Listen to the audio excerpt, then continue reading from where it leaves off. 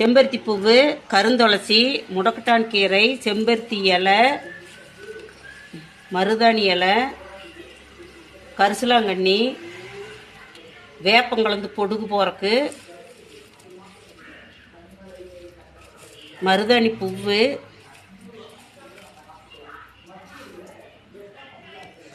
செம்பருத்தி இலை, மருதாணி, கருந்துளசி, வெள்ளைக்கரிசலாங்கண்ணி இதெல்லாங்க முடிக்கு வந்து நம்ம நல்ல வளர்ச்சியை கொடுத்து நம்ம வந்து மிக்சியில் ஆட்டணும்னா அது வந்து சூடாகிடும். அதனால வந்து நம்ம கல்லில் ஆட்டி எண்ணெய் காய்ச்சணும்னா நல்லா மணமாகவும் இருக்குது, முடிக்கு நல்லா வளர்ச்சி தருங்க. அதனால அந்த மூலிகைகளெல்லாம் சேர்த்து நீங்கள் எண்ணெய் காய்ச்சுங்க. இன்னும் எண்ணெய் காய்ச்சுற வீடியோவும் நாங்கள் போட்டு விடுறோம், எல்லோரும் பாருங்கள், லைக் பண்ணி விடுங்க. தட்டி வெயிலில் காய வச்சுருங்க. இந்த மாதிரி தட்டி வெயிலில் காய வச்சுருங்க.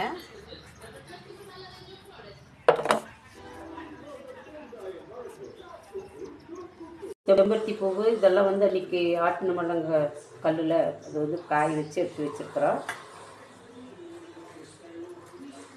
எண்ணெய் வந்து வடைச்சட்டியில் ஊற்றிக்கலாங்க.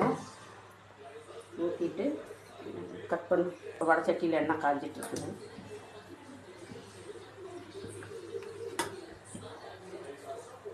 வேறுங்க வாசத்துக்கு மகிழம் பூங்க.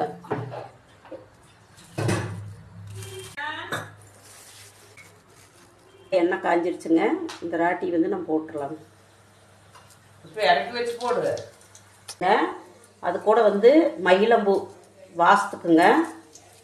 அடுத்தது கருஞ்சீரகம், முடி வளர்ச்சிக்கு, உடம்புக்கு, சிறுநீரகத்துக்கு எல்லாம் நல்லது. அதனால கருஞ்சீரகம் சேர்த்துக்கலாங்க.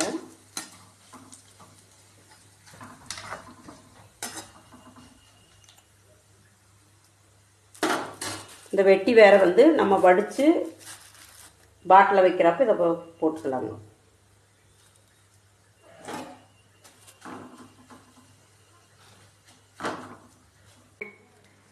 நல்லா ஆறுன பிறகு இது பாட்டிலாக ஊற்றி வைக்கணுங்க. எண்ணெய் வந்து பச்சை நேரத்தில் இருக்குது பாருங்க, முடிக்கு நல்ல வளர்ச்சி கொடுக்கு, பொடுகு நீக்கு, தலைக்கு குளிர்ச்சி கொடுக்குங்க.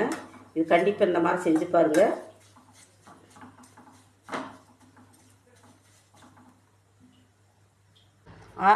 ஆறுனதுக்கப்புறம் இப்படி பாட்டில் மாற்றி வச்சுக்கலாங்க. டெய்லி இதில் வடித்து நம்ம தலைக்கு தேய்ச்சா முடி வந்து கண்டிப்பாக கொட்டாதுங்க.